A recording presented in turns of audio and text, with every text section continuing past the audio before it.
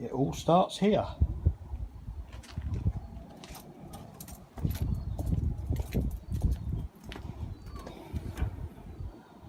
Front subframe to go in temporarily, just to get it around the back into the garage at last.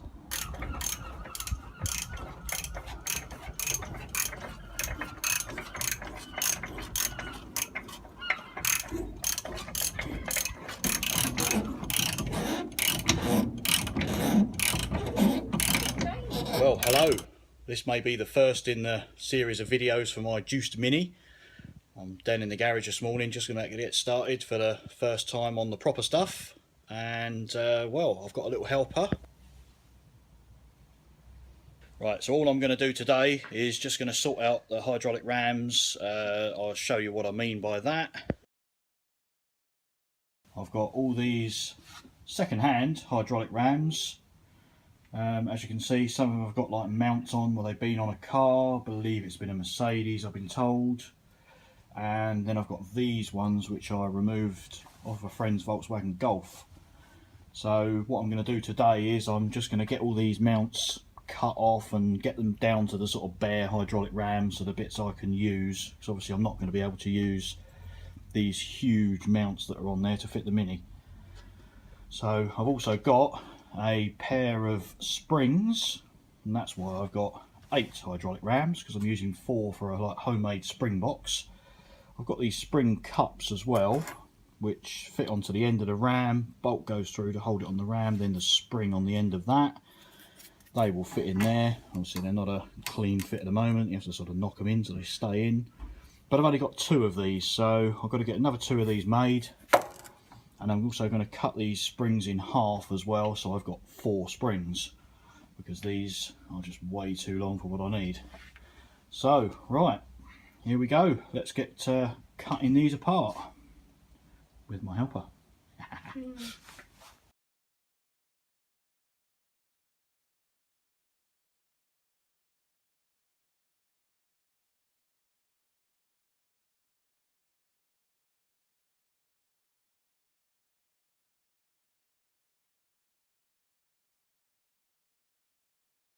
Right, well that's that done. All them bits cut off of the rams. These are all the old bits off of there.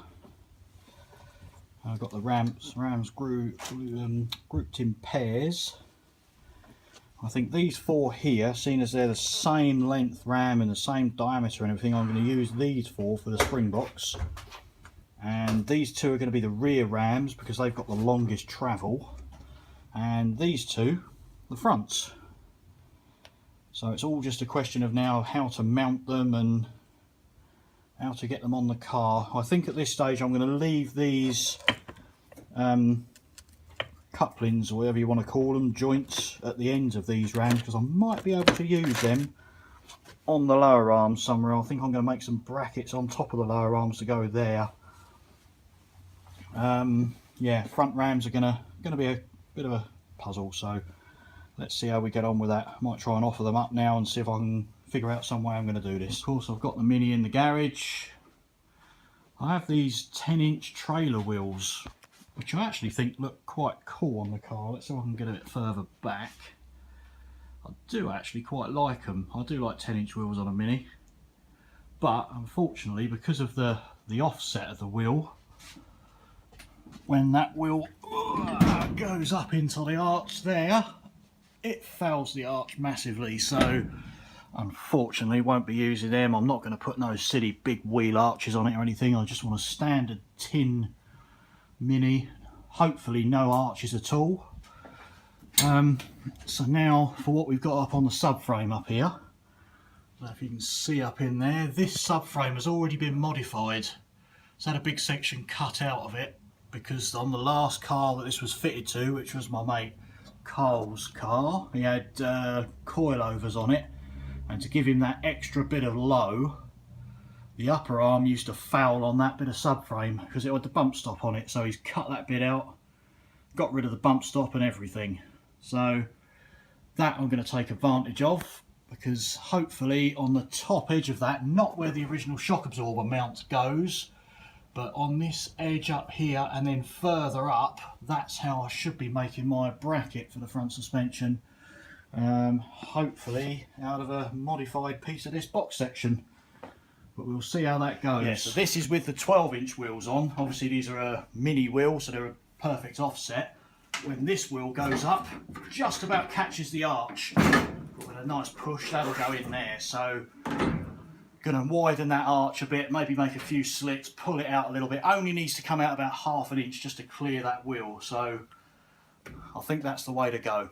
What do you think? Of course, as of yet, we've not got any kind of rear suspension on here at all. No subframe, although I do have this modified rear subframe which I'm going to use.